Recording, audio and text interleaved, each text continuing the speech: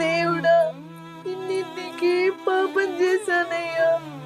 నాకెందుకు ఇసొంటి రాత రాసినావు?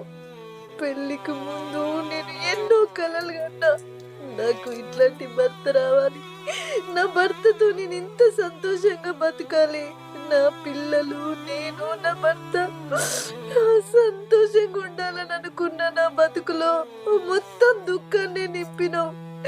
నా బతుకు మొత్తం గంగపాలు చేసినావు. చిమ్మని చీకట్లా నన్ను నిల్చుండబెట్టినావు. నేను ఏం పాపం ప్రాత రాసుకొచ్చుకున్నారా దేవుడా? ఎందుకు నాకు గిట్లాంటి భర్తతోని కొంగు ముడేసినావు? నా బతుకెందుకు నాశనం చేస్తున్నావు? నేనేం చేయాలి? ఎట్లా చేస్తేనే బతుకు మంచిగా